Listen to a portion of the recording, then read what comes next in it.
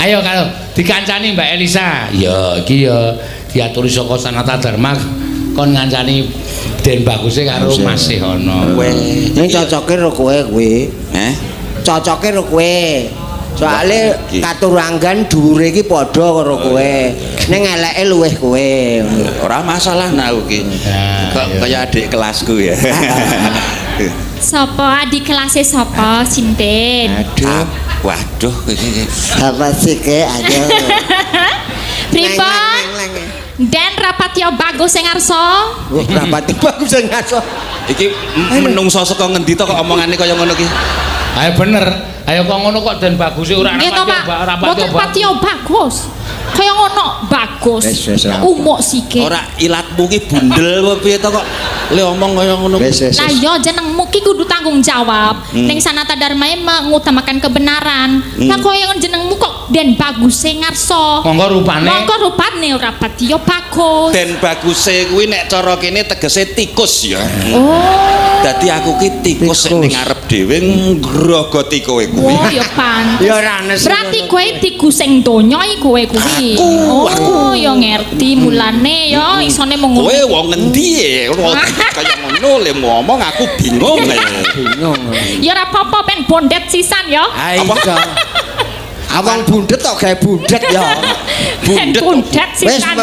Kowe sing sabar, kasunyatan ki lara ning ati tenan. Wis ora usah dipikir jero. Kok gek ora gelem dagel. Gelem. Heeh, aja motong. Motong. Amarga ora ayo to, mergo ketemu Elisa terus kapok ndagel aku lah atos suarane aja. Ora. Bocah ki kudu dituntun sing aku wis sing diatosi terus ora kapok-kapok. Ora kapok kok. Aku ki ora kok kapok. Bingung ngomong apa lho menungso siji iki. Ya kudu alon-alon, ditelaah alon-alon. Alon-alon lor apa alon-alon kidul?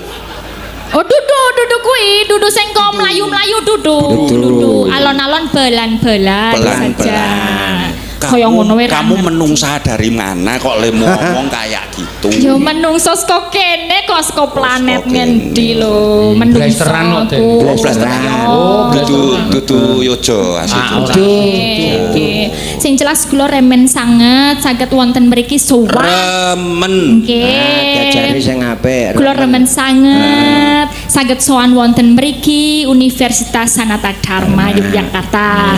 Biyen aku arep sekolah ning kene ning ra duwe duit. Dadi ra sida. Nek kowe kira kok ora duwe duit ki ya ora duwe utek nek kowe ketok. Kuwi jenenge nyontoni rapek kowe. Aben adekne nyuara atas kok. Ayo, ajak bocah Den Baguse ning ora Rapatya Bagus padha karo nglekke aku Allah to kuwi. Aku ki duduk atos ngomongke kenyataan. Kenyataan. Lah kuwi datosi wis ora apa-apa senajan aku ra ndek untung tetep tak cokot kok. Iya, bener. Ngono kuwi. Nggih, ngarsanipun ada Romo Budi Susanto, ada. Endi? Lah kowe cari bintang tamu Kowe kok ngerti ra? Carane ngene iki Sugeng Dalu Rama Budi Susanto. Monggo. Sing mantro. Sing mantro. Sing ora mantro ya udu. Luwih cetha ngene iki nyuwun sewu ing ngasmanipun. Lho kok dermis? Budi Susanto kula aturi tunjuk jari. Ya ora gelem. Ngono to. Ora kersa. Nggih, Romo Budi Susanto itu yang punya ini ketua yayasan. Ketua yayasan. Nggih, kalih niki Pak Rektor Yohanes Eka. Wis ngerti durung morong ketemu to? Ngerti. Sing endi to? Nika. Lah wong iki kuliah kur golek srawung ora ngerti gurune kok. Dosene iki ora ngerti siji-siji ora hafal. Aku ki arep nerangke angel banget. Angel. Iya weh. Ketoke sithik ning atas lho ya. Dora kok golek srawung iki dhek kira disrawungi menungsa wae. Lah tenan lah nek dindi wis ra ditampa ning kene takon ning menandaskan lho jajane. Nggih. Ora hafal kok. Mbok kancane wis kancane kuliah ra ono sing hafal. Yo hafal yo. Ayo hafal. Angkatan pira to niki Pak jenengan? Sindi? Iki lho. Angkatan Katul kadipiro? Angkatan Katul kadipiro? Wah aku ki wis ndak zaman dulu yo. Mergo aku akselerasi dadi sing cilik wis kuliah. Sing penting kuliah kok dijukuk hikmahe kok ya den kowe mbiyen ora apa-apa. Aku ki tahun 82 wis lulus. 82 yo wis tuwa yo. Suwe ta. Wis sepuh. Ayo sop tuwa ya ngono. Ngerti nek aku tua kok kowe kedanan aku. Walah. Ya, aku ora kedanan kok. Ora to? Ora, kok pede banget ya? Kepedean aku kok. Kowe iki ora kedanan ning kowe iki Nek do kowe biyen kuliah ning dedanke. ndi? Kula wonten Mercubuana. Oh, Mercubuana. Tapi banyak teman-teman saya yang kuliah di sini ambil magister ini kebudayaan di sini ilmu religi dan budaya. S2 apa S1? S2 dulu aku ambilnya psikologi. Iki contoh sing apik banget iki mengi iki. Piye? S2 dadi sinden. S1 dadi wiyaga. Juragane SLTA. Lho. Iki ampun iki. Iki Ampun niku S2 inggih. Aku ora ngelek-elek lho. Mboten niku. Ora. Malah niku panutan. Lho sing jenenge kudune lho saya dhuwur kuliahe le sekolah kuwi karyawane saya akeh. Oke. Wis terbukti SLTA duwe karyawan sakmene. Karyawane S1, S2. Iki saking hebate apa saking geblek iki mbok ora ngerti aku. Aku wis Ayo saking pintere kok. wis salah kowe. Piye? Ana S loro ya apa? Asline titelku S8. 8. S8. Wah, Ora ngerti to? Care cerdas. titel anyar iki. Malah rung tau krungu aku iki. Durung tak krungu to? Urung. Sinten sumerep silit sapi saged singsul suwe sanget. Wah, aku S1 juta. Aku ngerti S1 juta nek silit saged singset saya sangat jijiki dagelan kok ngono tok nang kene. Ayo ben, aku kemeropoke suwe-suwe. Ora Aku ki njunjung harkat martabatmu. waduh. Ing atase ming SLTA, ning duwe karyawan sarjana malah S2. Kuwi tak alem. Elok tenan. Bagus. Ing atase wong goblok kok iso dadi pemimpin. Lho, kuwi ra ya hebat to kuwi. Ora. Apik cerdas. Apik kuwi. Mongko biyen SLTA kuwi rankinge ngisor dhewe. Cah 30 ki dhek ranking 31. Lho, Lah kowe iki buat kowe iki cah kuat. Iya to. Rengkenge ngisor dhewe. Ranking kok ranking. Ranking. Kowe benake Rengking. iki nang universitas e. Muni ranking. Kowe kuat nang ngisor kuwi. Mergane Menjunjung kancane. mulai iya. Lho, Dadi kuwi pinter. tak alem kuwi aku ora kok ngelek-elek. Oh iya matur nuwun aku ora ngerti kok. Iya. Oh ngewangi jenengan to sakniki. Aku ngewangi. Mergo wedi kalih kula. Ora ning jajane jan goblok tenan ora tak gedhe. Lah ya ampun lah. Nek SLTA ketok ya ora Nang kowe ku ngesini-sini. Piye to? Lah mau mangan upamu sing nang kono kuwi. Apa to? Klepret. Endi? Iki Ngawur apa to? Aku Apa to? Kuwi kaya ning lagu-lagu kae lho. Sing batu Rupane ra ngono kuwi cilik dan jenengane krikil, sing goreng jenengane sotel. Sotel. Lah kae ketok jenenge buntel. Iki jujur ya, aku jujur ya. Jujur lho iki. Heeh, jujur. Iki tek Elisa dititipke aku. Wah, hoax. Kono ming karek siji.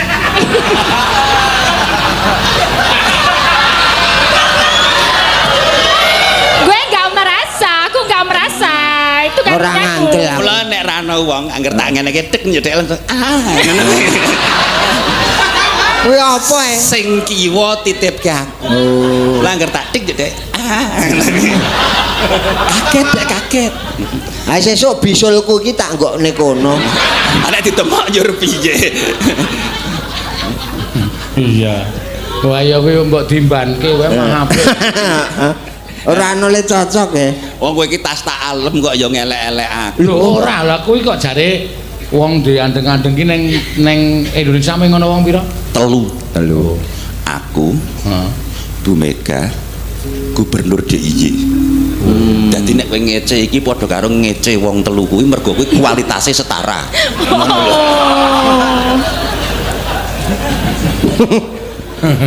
Wangsulan apa? Ora wangsulan aku. Soale karo telu kuwi wis padha. Sing loro apik, sing siji Nek kena. sing kagungane Bumika kagungane Pak Gubernur ki apik-apik e. Kuwi kok telek wedhus e. Kowe padha karo ngece Elisa. Kok kula Ngece Isa. Ha iki tek Elisa templeke kene mau. Berarti sijine kaya kita. Ya ora, kok semono gedene ya ora.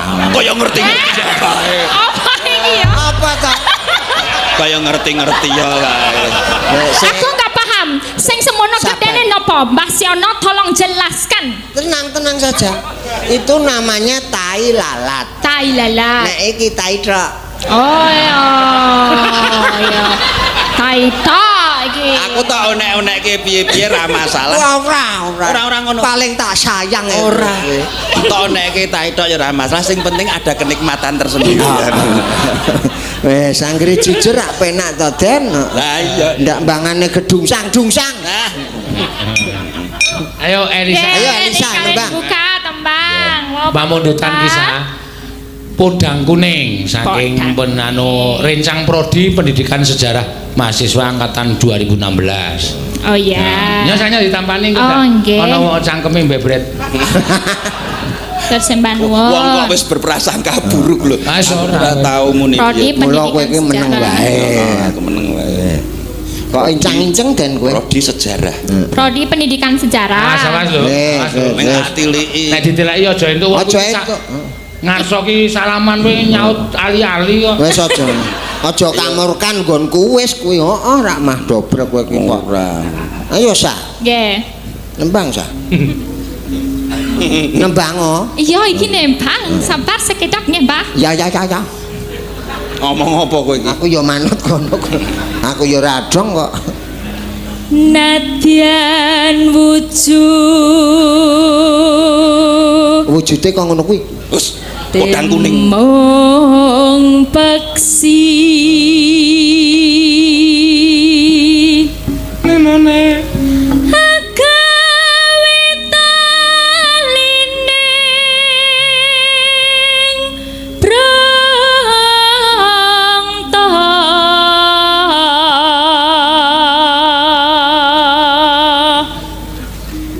alus mahanes tur mrak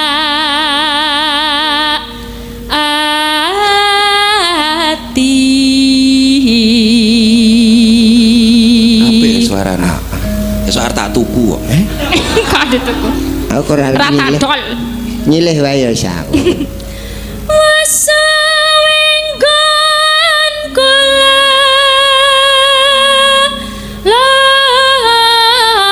lana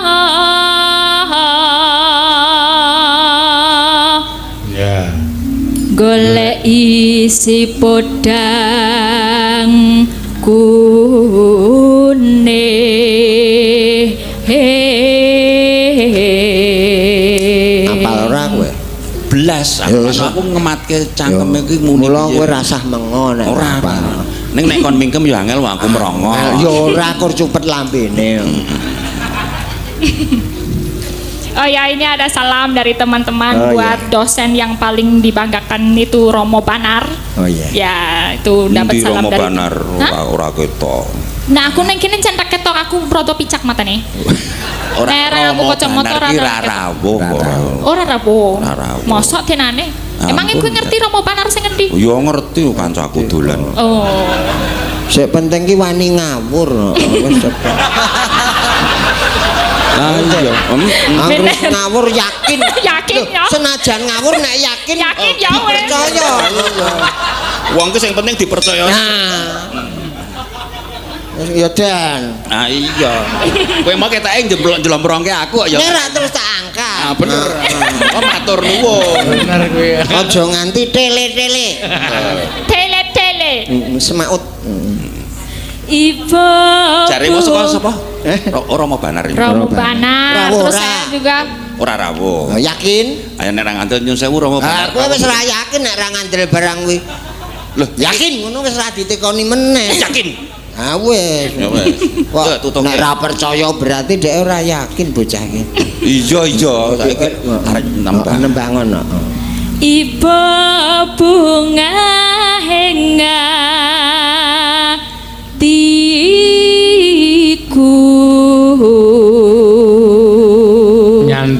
nyanding bisa dadi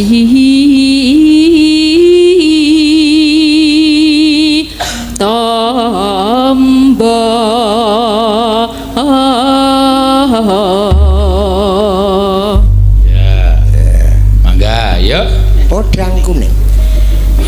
so awan ning omah wis ora krasan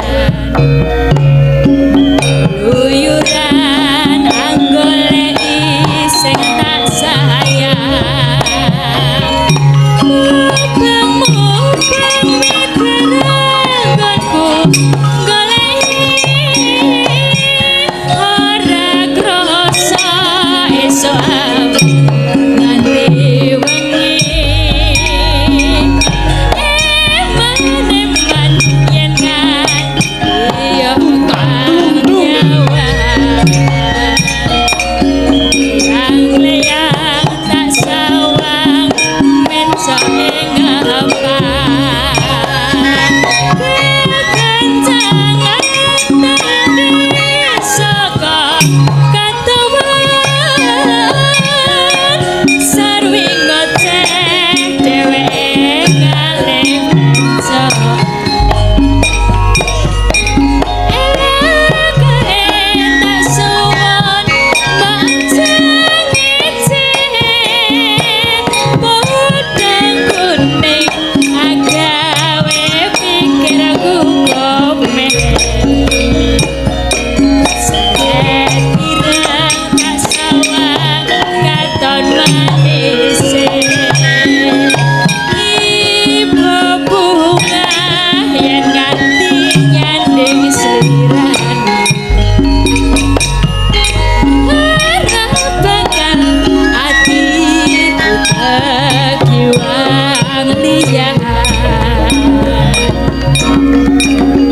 si podang andutun ati kebrahanan Ramadan ikut sang sayang asranani sepi kadul